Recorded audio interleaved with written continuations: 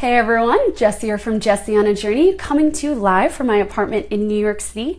If you are new to this channel, I'm a solo female travel blogger who also teaches a number of blogging courses. And for the past 2 months or so, I've been doing these mini workshops leading up to the launch of my brand new membership-based course called Travel Blog Prosperity. How this works, every month we focus on a different topic, and there's a video component, there are how-to guides, there's workbooks, there's live coaching calls. So we teach through a lot of different ways to appeal to, everyone learns in a different way. And we go really deep into the different facets of starting a blog that actually earns an income. So right now I'm actually in the middle of one of my classes I've been teaching for a few years called How to Start a Blog. And I noticed a question a lot of people were asking was how to juggle all the different things you need to focus on. When you're running your blog professionally, you're working on social media, you're marketing yourself, you're trying to do video, you have to write posts, you have to focus on optimizing for Google search. There's a lot of different components to it. So today I thought I'd run through just a few of the hacks or tricks that I use to make my workflow quicker, easier, and more automated. So I'll be running through some of those. And if you have questions, feel free to ask them. I don't know if I'll see them all, but a few of you have been emailing me questions after or direct messaging me questions through Facebook after. I will repost the video, so you can also comment, whatever works for you. So the first one that I love is when you set up your hosting provider will usually give you an email address, and you'll need to log into their system to do that. I have all of my emails I actually have 3 different brands: Jessie on a Journey, Epicurean Culture, and NYC Tours and Photo Safaris. No matter which of my brands you email, it will all forward to my personal Gmail account, and I will respond from there. What's really awesome in Gmail is you can create canned responses. So maybe, every day I get pitched press releases, or I regularly get pitched campaigns or Instagram partnerships or press trips, and I actually have canned responses for each of these. It saves so much time. I throw in the canned response that's for an advertiser or for a press trip, and I tweak it to be for that specific person. But most of the text is already laid out. I don't need to rewrite an email a million different times. So check out Gmail canned responses. They're really easy to set up. You can set up a ton of them, and it's free. The other thing I love, I've talked about this tool a bunch on my blog and in these Facebook Live workshops, but Canva, Canva.com, is amazing for design.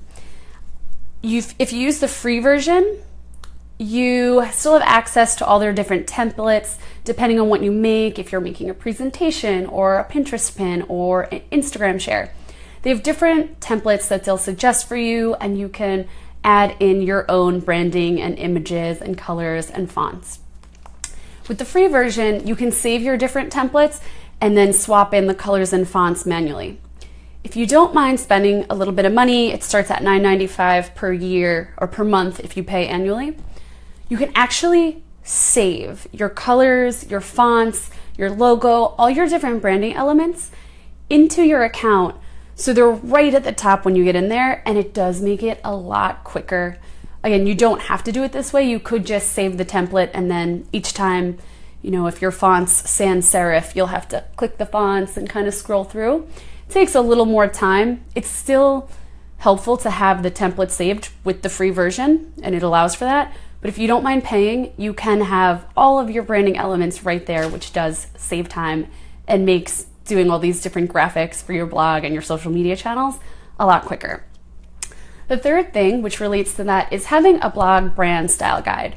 So actually in month 1 of Travel Blog Prosperity, we're focusing on branding, and we'll actually be making a blog brand style guide, and I just have it here just so you can see. It's actually kind of a workbook that we'll put together. I won't go through the whole thing, but put together, and we'll lay out the kinds of visuals that will work for your brand, determining your audience and the language that you'll use, the tone, your messaging, and we'll have it so that by the end of the month, it will all be laid out in this workbook your fonts, your colors, so you can stay really consistent. And proper branding builds trust.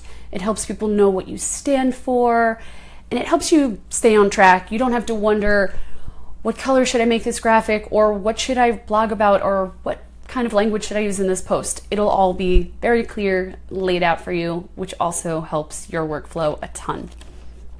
For tip number 4, for Instagram, I know a lot of travelers are on Instagram, whether you are a blogger or whether you just love to share your photos with your friends. I don't like to every day go and decide what I'm going to share and what I'm going to say. Instead, I actually lay out, for the week or maybe 2 weeks in advance, a few shares that I'm going to have, and I save them. I do it in Gmail. I save it into an Instagram folder, and then I can just save the photo to my phone camera roll, upload it to Instagram, and I actually have the caption and hashtags already saved there too. In my notes on my phone, I actually already list out the hashtags that I use very often, and then add in a few other ones, which helps a lot. I don't have to pre-write out, solo female travel a million times. All these hashtags are already laid out. So whatever works for you. I know some people use Dropbox, and they'll organize their photos, Puerto Rico, Colombia, yoga images, whatever it is, into different folders, so you can quickly pull instead of waking up and being like, all right, where are all my pictures? Let me go through them all and find what I want to do. It helps you be more organized to have the images really clearly organized, and even if you're the type of person who doesn't mind pre-planning your captions, having them pre-written out. And also it helps, I like to write out my captions on the computer with the keyboard and then email them to myself, because I just have really big fingers, and this is just very hard for me to type out a full Instagram caption that way. I like to pre-plan my Pinterest graphics, and again, that goes back to Canva. In there, they have tons of amazing free templates that you can use. I have one template that I use for every single post, and I just swap out the image and the title, and the rest stays the same. So my colors are there, the template I'll use. On the bottom, I always put my URL, just in case something happens where the Pinterest pin doesn't link back to my blog, or even just someone doesn't click through, but they see the pin, to get my brand that extra visibility. For number 6, also relating to Pinterest, I'm obsessed with a tool called Board Booster, BOARDBOOSTER. It comes with a free trial, and after that, it's super cheap. It's a penny a pin. I pay $10 a month for my subscription. And there are tons of tools, but the ones that I love one is called looping. This means that your old pins, maybe you pinned a post on Puerto Rico 3 months ago, instead of having it just go to the bottom to be forgotten about, the tool will actually loop it back to the top, so that maybe people who didn't see it 3 months ago now will have the chance to see it. You can also set campaigns. So you'll create a private board. You'll put the pins into this private board, the secret board that no one else can see, and you can schedule them to be repinned to the boards that you choose at certain times. And what's awesome about Board Booster is it has analytics, so it tells you when people are engaging most with your boards. So, and it goes board by board. So okay, my adventure travel board gets the most traction at 2:30 p.m. on Wednesdays, and you can schedule pins to be repinned at that time. Super helpful. I've seen a huge jump in traffic from Pinterest after utilizing Board Booster. So that has automated my workflow. I don't have to be constantly sitting on Pinterest or scheduling my watch or phone to say, 3 p.m. I have to run to the computer and be on Pinterest to pin. So it's super helpful. Tip number 7, I find setting goals beforehand really helps me avoid the wake up and feel super scrambled for the day feeling that I know many entrepreneurs, whether you're a blogger or you own another kind of business, feel that scramble. So each month I write 1 or 2 big goals. For example, this month was launching Travel Blog Prosperity and getting all of the content completely finished, drafted, proofread, and published so it's perfect for the launch next month. Those are my big goals. I had other smaller goals, so each week I'll set smaller goals that I want to get accomplished, but I don't say, okay, this month I'm going to launch 3 courses, I'm going to launch 3 new tours for my New York City tour company, I'm going to write 10 freelance posts. It's just too much. You have to be realistic on what you can accomplish. And I also like to kind of finish there. If I finish early with the big goal for the month, instead of being overwhelmed and saying, okay, let me get this other huge goal done, I give myself a little extra breathing room. And that's just my style of, enjoying my life. I wanted to be a travel blogger so that I could enjoy life more and not sit at a desk as much. So that's how I go about doing that. I like to, number 8, check my email only twice a day. And I believe, I haven't read the 4-Hour Work Week before. I believe this is a tip that is in there as well, though, because I've heard it through the grapevine.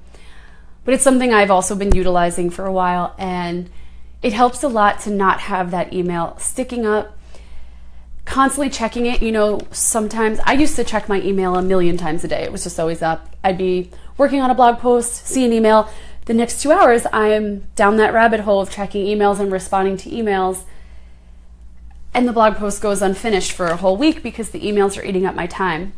Instead, what I like to do is wake up, have my goal for that day, get that done, and then check my email for the first time after that goal is done. So at least once I start getting down that email rabbit hole, I at least can feel good that I finished one major thing for the day. So that's super, super, super helpful. Another thing, number 9, and I know maybe you've heard this tip, but I don't think a lot of you are utilizing it, is turning off notifications. I do not have any notifications on my phone, not even text messages, to be honest, which some of my friends get annoyed that I don't answer text messages immediately.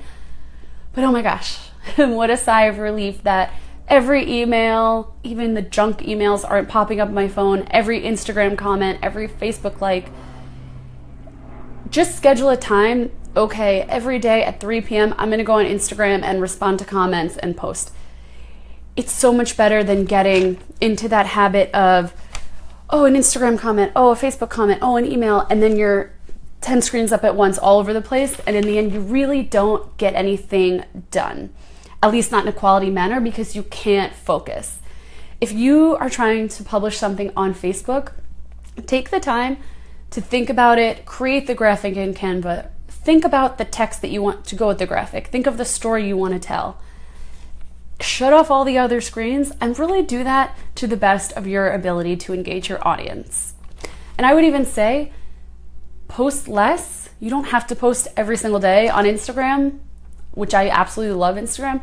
I post 2 or 3 times per week, and I know other people that post every single day. But for me, I just find that if I post, 2 times per week, I can really edit a good photo, pick the photo, edit it, choose the caption that I really want to get out there. And I just feel like the quality has increased since I've kind of taken down how often I post to all these channels. And the last tip that I wanted to give was having an automation email series when subscribers sign up. So if you've ever seen my Facebook Live videos, if you've ever taken a class with me, or if we've ever worked one-on-one, I always talk about the importance of getting email subscribers with a content upgrade or some kind of freebie that's related to what you do, to your niche or your products and services, that will help your new subscriber solve a problem really quickly, that will encourage them to subscribe and will leave them feeling like, wow, that was really helpful. Like, thanks so much. From there, they go into an automation series that, it will vary depending on what your goal is with the automation series.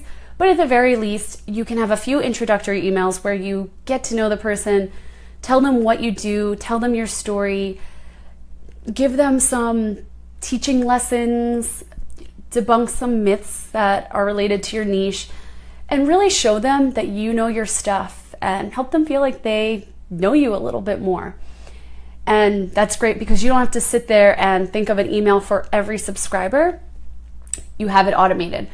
To add a personal touch to these, I like to, at the end, ask people to reply and let me know, what they learned from the email, if they'd add anything, what they're struggling with, what they want to know.